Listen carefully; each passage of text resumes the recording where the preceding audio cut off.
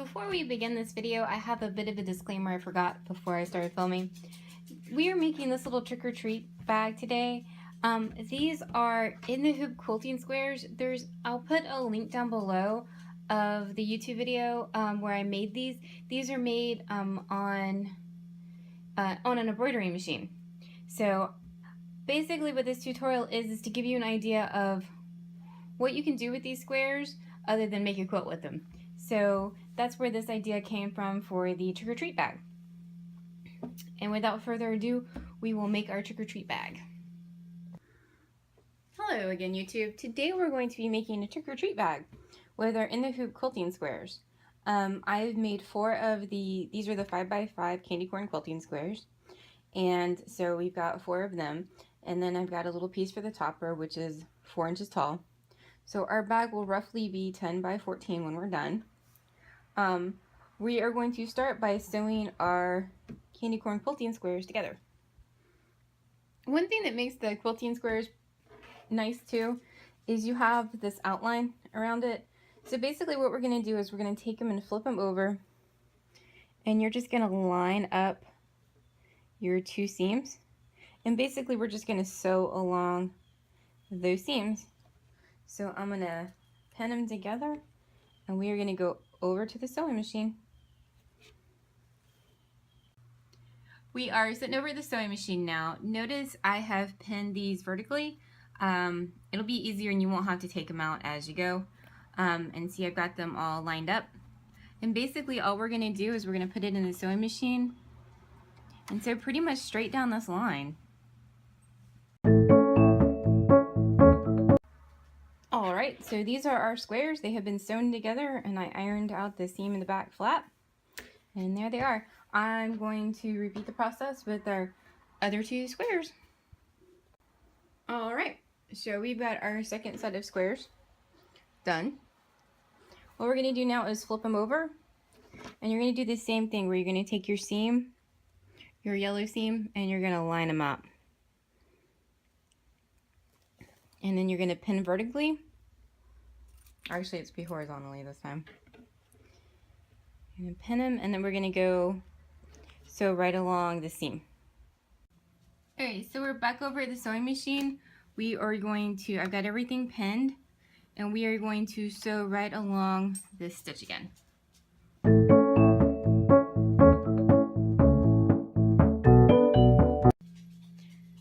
Alright, so we got all 4 of our squares sewn together. This is what the back looks like. I've pressed out all the seams. What we're going to do now is I'm going to take this little piece. I'm going to use it as a topper. If you wanted to, you could embroider somebody's name on it. I don't want to, so I'm not going to, but you can. And what you're going to do is you're going to flip it over, and we're just going to pin parallel to the top of our bag. And then we're just going to sew. You can flip it over to the back and sew right along that seam again. Alright, just to show you, I have pinned right sides together.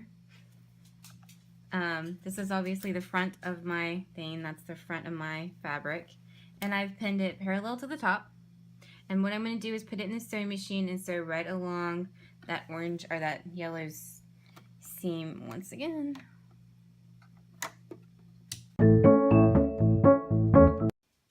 Alright, so I've sewn this top little piece on, and I've ironed it all out. Now what we're going to do is we're going to make our bag. So I'm going to use this as my back fabric. Gotta love a little sparkle. So you're going to place it right side down on top of our bag. I'm going to use this fabric as my lining fabric. And what we're going to do is we're going to place one piece right side up. And then we're going to place one piece right side down. And then we are going to pin all 4 layers together.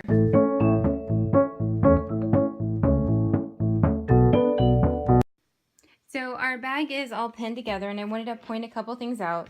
I have pinned parallel to my sides so that I don't have to remove all the pins as I stitch.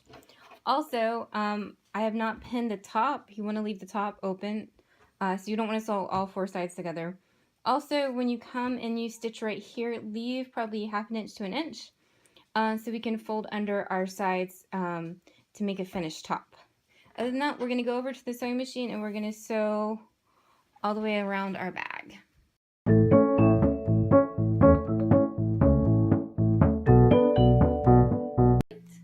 Alright, we have got this all sewn. So what you're going to do now is you're going to take your two outsides and you're going to flip them.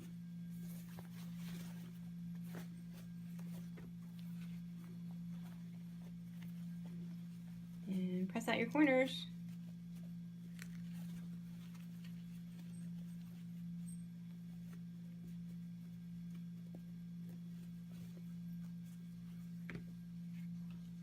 And there is the front of your bag. And we pull them apart. That is our lining. Alright, so I'm going to go press this on the iron real quick, and then we're going to fold this down and make our top. Alright, so I gave our bag just a quick press to make sure everything, and make sure you turn out your corners. So what you're going to do now is you're going to flip your top down and your lining,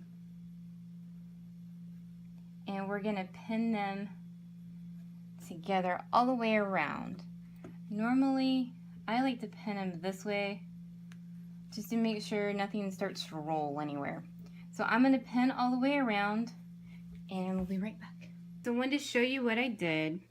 What I have done is fold my outside fabric and my lining fabric down. So see, they're both folded in. And then I've pinned them vertically. And I've done that all the way around the top of our bag.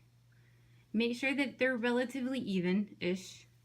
And basically that's going to give us our finished top around our bag. If you want to, which I'm sure you probably do if it's a trick-or-treat bag, you can add a handle. What I've done instead of making a handle is just put some ribbon.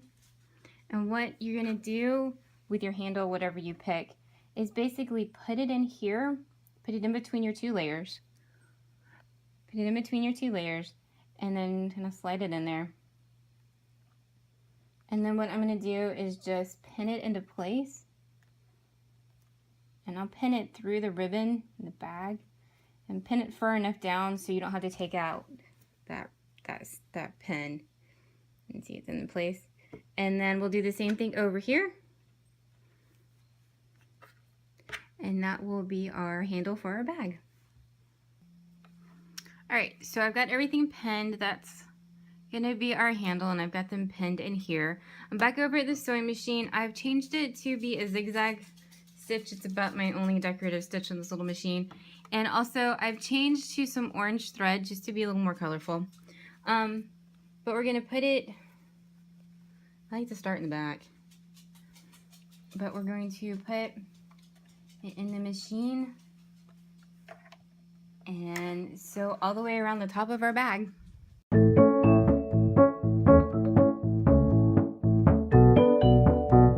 Alright, so there is our top stitch all done, and a little white bobbin thread, and that's their inside of our bag with our handles, and that is what our bag looks like. I hope you enjoyed our little tutorial. I wanted to do this to show you some of the ideas you can do with these quilting squares other than the obvious of make a quilt. So this is just one of the ideas for our little candy corn quilting squares. If you have any questions or comments or any quilting squares you would like to see or any ideas or tutorials, please comment or email me. Thank you so much for watching.